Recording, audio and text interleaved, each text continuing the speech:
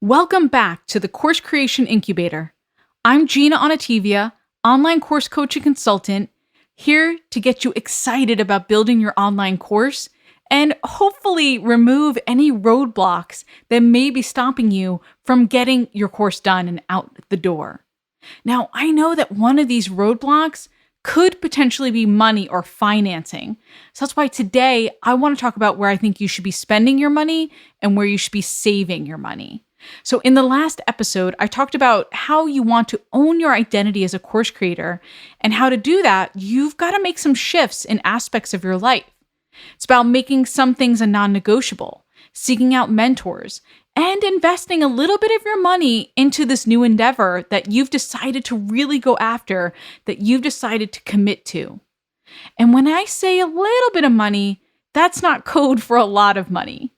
Because one of the wonderful aspects of course creation is that there's a low barrier to entry, meaning you don't have to spend tens of thousands of dollars to get it done the right way. I promise you that. However, I truly believe that there are some areas that are worth spending your money on. I'm going to walk through these different areas in the order that I believe you should be creating your course, about the flow of your creation. Now, before I officially get started, the one question I want you to ask yourself throughout this entire process is, does my student care? Because a lot of times, I go through this as well, we think that they care, but they don't. And we make decisions and spend the money because we think this is something that's important to our student. But really, it's just you and I who might actually care about it. And maybe it's the perfectionist within us, right? Thinking, I need to have this. I want you to take a good look at what you're building and what you're spending money on, and if your student really cares about it. Because again, I don't want you spending a lot of money on your course creation, especially if this is your first course. I want you to be really thoughtful about what I like to call, and I'm sure you've heard this phrase before, minimum viable product, your MVP, and what's necessary to get you across the finish line and get your course out. Because my outcome, as always, is to get your course done, to welcome your first students, get that feedback, build momentum. Now, let's look at this minimum viable product for a minute. Let's dish on a little bit of a sidebar here. That means, what's the baseline minimum for what you need to get your course done? Here's a quick checklist. Videos, or arguably you could do an audio-only course. I just saw a new platform out. One of my favorite celebrity cooks has a new audio course out, and I'm thinking, oh, this is cool to check out. So if you've got an audio course, more power to you. So for videos, you want direct-to-camera or audio and slides. This is going to be the core of your course and your content, the main way you're going to provide your students with the transformation. Then you've got your handouts. Now, these give the extra oomph and really complement and might supplement the content inside of your videos or your audios. Then you'll want a way for your students to access your site. This is how you're going to share and provide your content. And you'll also want some light branding in there. Notice how I said light branding. We're going to talk about design more in a minute. And finally, you'll want a way to communicate with your students, emails, Facebook group, etc., to help you provide support and an added sense of community. I really feel strongly these days that you need that sense of community when it comes to your course. And then that's about it. You can get some other fancy pieces in there, but that's the baseline of what you really need. MVP, minimum viable product. Please stay focused on that. Now back to today, I want you really focusing on the pieces that you should spend money on, and then the rest you can save and handle yourself. Let's jump into those areas. Area number 1 is scripting. Now, I think there are enough tools available online to help you get your outline done. In fact, I think my post-it exercise is one of the best tools out there. Amy Porterfield even featured it in one of her podcasts because it gets results.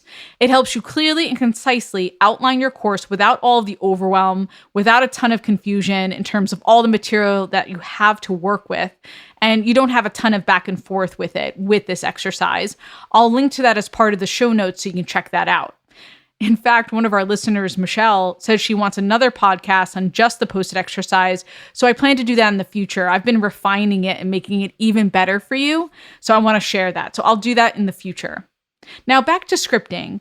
When you're scripting, I want you to think about getting a little bit of help. And this is where the money comes in.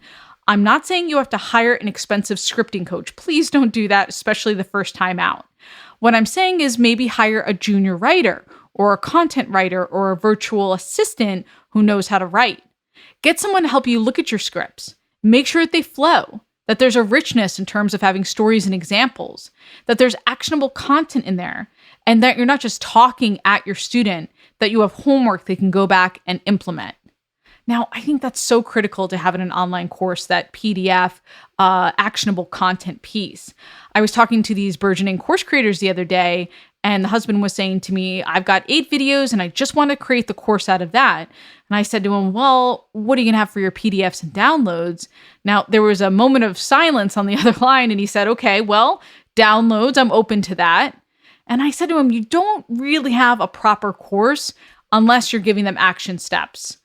So what you have maybe is the beginning of the course or a freebie, but actually I really want you to give them some kind of action piece as part of a freebie as well.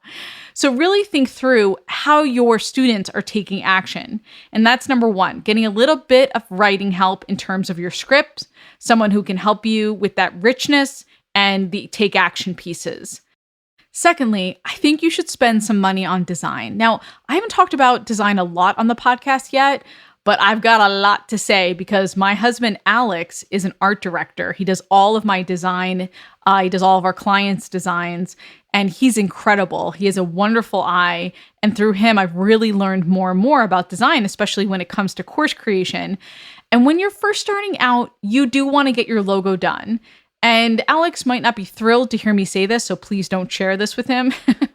But I believe you can save a little bit of money on the logo and maybe go to something like Fiverr or Upwork or 99 Designs to get it done. I hear Etsy even has pre-made designs you can buy and kind of customize. But spend a little bit of money on it. Don't do it yourself unless you're a graphic artist or a designer by trade.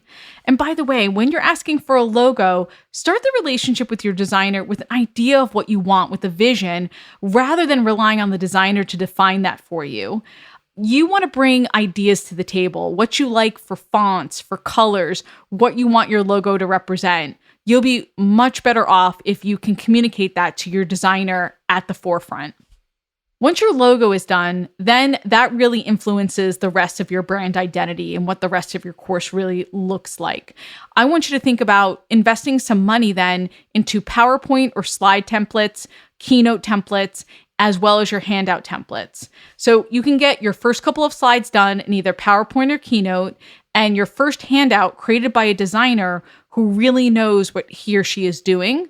That way you have a template, you have a vessel for someone else to plug and play.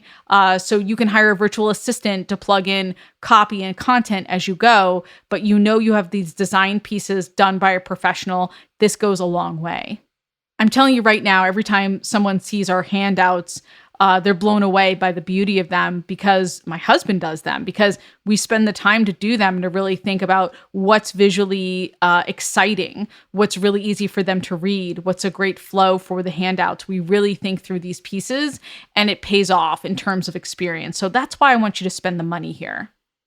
And finally, on the design, another great option is Canva. I have to say 2 people have really made me a Canva convert. My coaching client, Susie, and my content and social media director, Dejani. Both of these ladies do incredible designs in Canva and make it look so easy.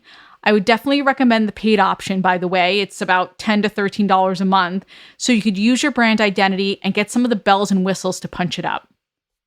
Since we're talking about your slides, a third area I want you to spend money on is getting help with those slides.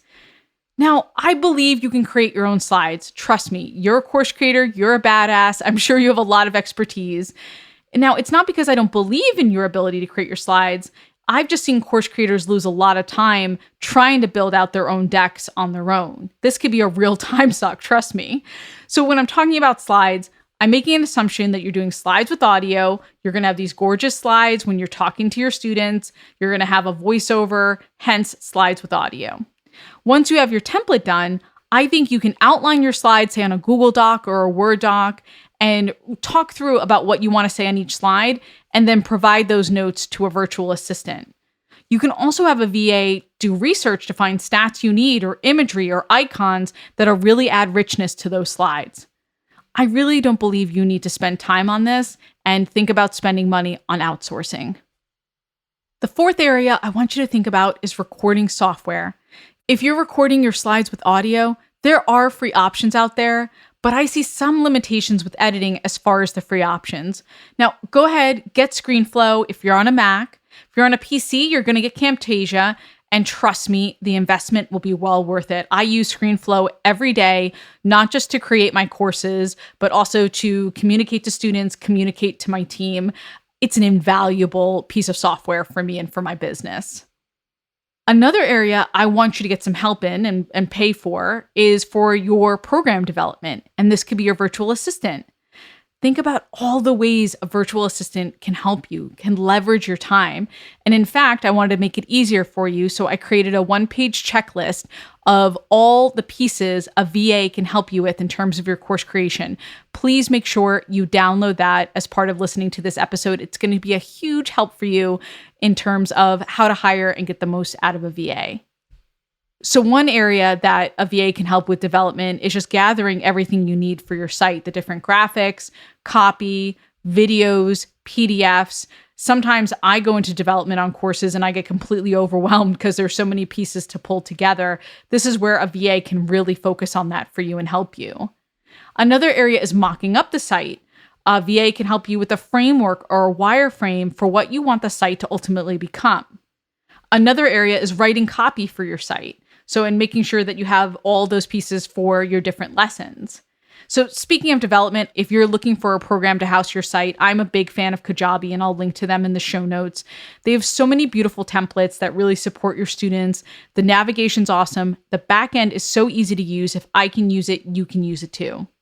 And if you don't go with Kajabi, Teachable is a great one. Or if you know WordPress, you could use a WordPress plugin. The bottom line is use whatever works for you and think about hiring some help in terms of your development. Okay, so here's a little bonus section about where I don't want you to spend money. So when you're filming for the first time, if you're doing some direct-to-camera pieces, I don't want you spending a ton of money in this area. I want you filming on your phone. All you need is some good lighting, a simple lav mic, and in the show notes, I'll link to a light and a lav. And I want you to keep it simple. Please don't go out and hire a crew the first time out if you've never done this before. Do some DIY, make it happen. You can always go up to the next level for 2.0. There's nothing I love more than a course creator who puts out 1.0, that minimum viable product, gains a little cash flow, and then ups their game for 2.0. Then you can hire a crew and add in more elements. Here's one other area I want you to think about saving and doing yourself, and that's your marketing, or at least writing your marketing. I want you to think about writing your own copy when you're first starting out, because no one knows your market better than you. I'm running my accelerator group right now, and I love hearing the exact words that their ideal student is speaking, their frustrations, the challenges. They're so dialed into that. And there's something really magical about you sharing that and knowing your audience better than anyone else. So that's why I want you writing your sales pages, writing your emails, at least first drafts. Then you can hire a copywriter to help you edit and snazz it up. But really think about getting those first drafts down yourself. Ultimately, I really want you to look at where you're spending your time, how productive you're being in these different areas, and creating the best environment for you to be successful. And that's likely to include delegating and hiring some of these tasks out. And I promise you, it will be worth it. I want you feeling great so you can welcome your first students through the door and feel the incredible benefits that happen when you're a course creator. Now, make sure to check out that freebie about how and when to use a virtual assistant. And I'm hoping to talk you into hiring a VA if you haven't already, so you can really get the help you need. Trust me, it's well worth the money when you find the right person. Plus, that's another person invested in you, your course, and your business overall. Okay, thanks so much for listening. I'll see you next week. Please rate this episode and leave a comment, and then subscribe so you don't miss one course creation tip. Until then, go create, be you and be brilliant, and get it done.